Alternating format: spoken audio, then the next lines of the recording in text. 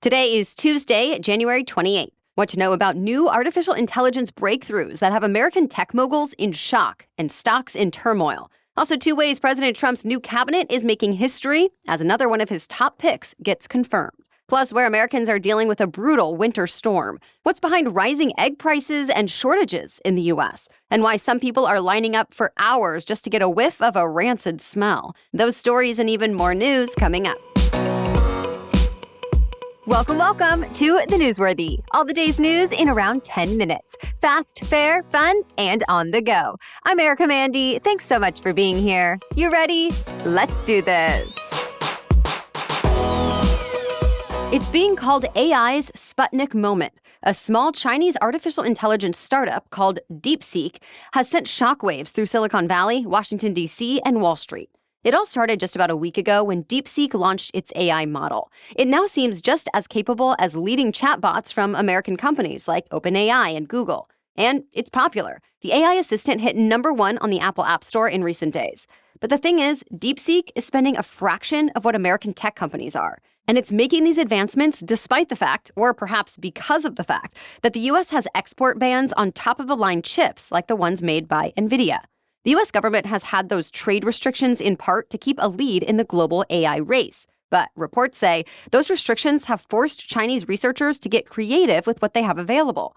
And it seems they've come up with something groundbreaking. Right now, the leading American AI companies train their chatbots using as many as 16,000 chips. DeepSeek's engineers say they only need about 2,000. Like many companies, DeepSeek has open-sourced its AI system.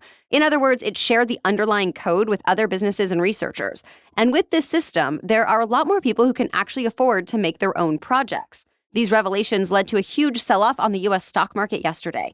NVIDIA's shares tumbled by nearly 17%, marking the biggest one-day market loss in history. Specifically, it was a nearly $600 billion market cap loss, more than the market value of most companies. Other tech stocks were down as well. But they might not stay that way since not everyone thinks DeepSeek has upended AI for good. Some analysts say all DeepSeek did was find a way to cut AI training costs. But as AI demand keeps surging, tech companies will still need more computing power, aka chips. For now, President Trump is calling DeepSeek's development a wake-up call for American companies who should be, quote, laser-focused on competing to win. Veteran career prosecutors lost their jobs at the U.S. Justice Department this week. The new DOJ fired more than a dozen officials who worked on criminal investigations into President Trump because they worked on those investigations. Some were actually assigned to those investigations. Acting Attorney General James McHenry explained, saying they can't be trusted to help implement the president's agenda. But they had expertise in other areas, too, like national security and public corruption prosecutions. And it's not clear who will take their places. These firings are just the latest in a series across the federal government since Trump took over. The shakeup has hit nearly every major department so far. GOP lawmakers got together at President Trump's Miami Golf Club this week, but it wasn't just to play golf. It was part of a retreat to talk about the new Trump administration's top priorities and how Congress can get them passed. The president told them priority #1 should be immigration. Specifically, he wants funding to complete the border wall and step up deportation efforts. Already, Republicans are working on a budget blueprint to include border security, along with tax cuts, fossil fuel development, and more. Many Republicans say they're also eyeing changes to key safety net programs. For example, work requirements for people participating in Medicaid. House Speaker Mike Johnson says he wants to see the House Budget Committee pass that blueprint next week. But Democrats say the Republican plan will primarily benefit wealthy people at the expense of everyone else. Either way, some kind of funding deal needs to be passed before the middle of March, the next deadline to avert a government shutdown. Another billionaire is headed to the nation's capital with a lofty to-do list from President Trump. Cut taxes, curb deficits, and collect tariffs, all without jeopardizing growth. Hedge fund manager Scott Bessent will be overseeing all of it because the U.S. Senate just confirmed him as the next Treasury Secretary. The confirmation vote came down 68-29, with 16 Dems voting yes alongside Republicans. And in a historic first, Bessent is going to be the first openly gay Treasury Secretary. Trump has also assembled the wealthiest presidential administration in modern history. Together, their net worth is higher than the GDP of many mid-sized countries. All right, we have more news to tell you about just ahead. But first, I want to take a moment to talk about today's sponsor. Data brokers make a profit off your data. Your data is a commodity. Anyone on the web can buy your private details, and this can lead to identity theft, phishing attempts, harassment, and unwanted spam calls. But now you can protect your privacy with Delete Me. I'm now using Delete Me. It's a subscription service that removes your personal info from hundreds of data brokers. Sign up and provide Delete Me with exactly what information you want deleted, and their experts take it from there.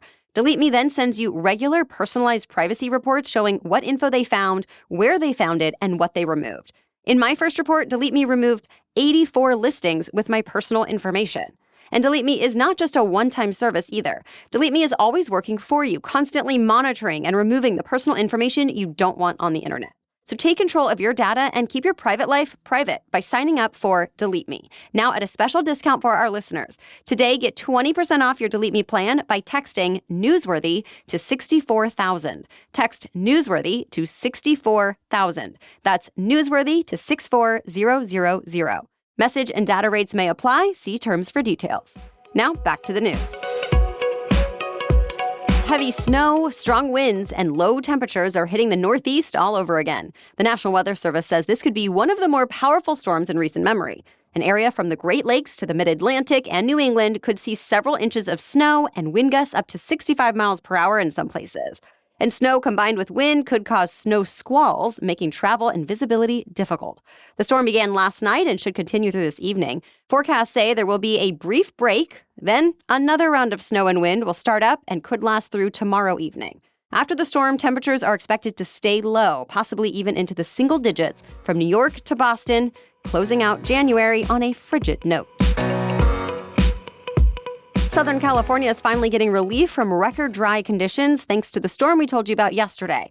By now, the heaviest rain and snowfall have mostly passed. There were some mudslides and flooding, but for the most part, the storm was beneficial. The two worst fires that devastated the Los Angeles area over the last month have been almost completely contained. And now the National Weather Service says Southern California should get a couple of weeks without fire weather. In the meantime, President Trump is criticizing how California deals with fires, and he's trying to take more control over the situation. The president signed an executive order that tells the federal government to get involved even if it conflicts with state or local laws. Specifically, Trump wants to deliver more water and hydropower through a network of dams, canals, and other infrastructure. Though California's governor says none of that would have made a difference in the LA area these last few weeks, and he insists there's no water shortage. So, to be continued. Egg prices are skyrocketing across the country, and there's no end in sight. The average price for a dozen is now $4.15, and government officials expect the price to rise by another 20% this year. Bird flu is mostly to blame for the price increases, because the disease forces poultry farmers to slaughter exposed chickens, sometimes by the millions. Killing that many birds creates an egg shortage. So many Americans are starting to notice empty egg shelves at their local grocery stores, especially in the 8 states where laws say stores can only sell cage-free eggs. In November and December alone, more than 17 million egg-laying hens were killed. About half of them were cage-free. And egg production cannot keep up with demand. Since the bird flu epidemic started in 2022, it's been difficult to control. Since bird flu affects cattle and not just birds, it is lingering on farms. Industry experts say egg shortages will continue and egg prices will stay high for as long as bird flu is a problem. All that said, health officials emphasize that infected chickens are not allowed into the food supply, so any chicken products you buy, including eggs, should be safe to eat.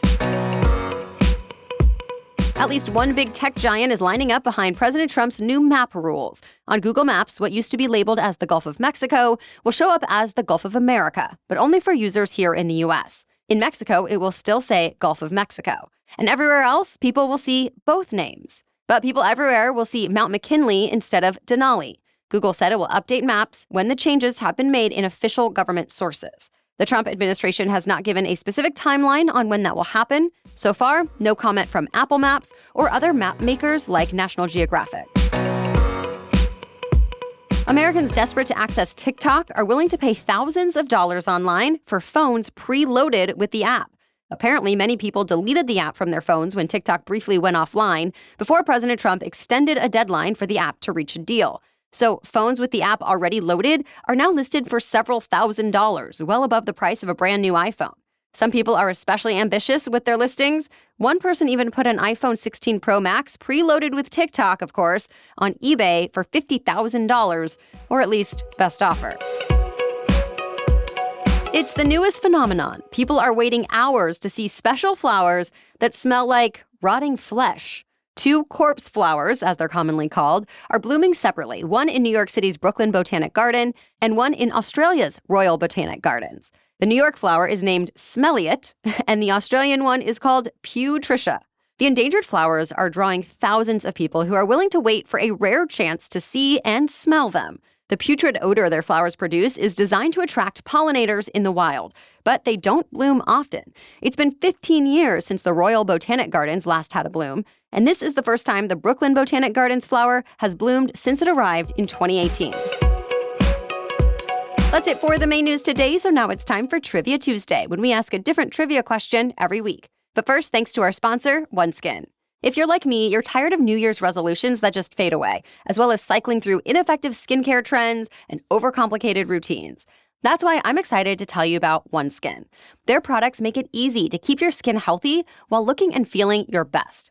I do this skincare routine each morning and night now, and it always feels like a mini dose of self-care that I can actually commit to and that seems to actually make a difference for my skin. Their proprietary peptide called OS1 is proven to switch off the aging, dysfunctional cells that cause lines, wrinkles, and thinning skin. Their products are also packed with nourishing ingredients that naturally boost collagen, reduce inflammation, and protect skin from environmental stressors. Founded and led by an all-woman team of skin longevity scientists, OneSkin is redefining the aging process with their proprietary OS1 peptide, the first ingredient proven to help skin look, feel, and behave like its younger self. Get 15% off with code NEWSWORTHY at oneskin.co. That's 15% off. Go to oneskin.co with the code NEWSWORTHY. After your purchase, they'll ask you where you heard about them, so please support our show and tell them we sent you. Invest in the health and longevity of your skin with OneSkin. Your future self will thank you. Okay, now back to Trivia Tuesday.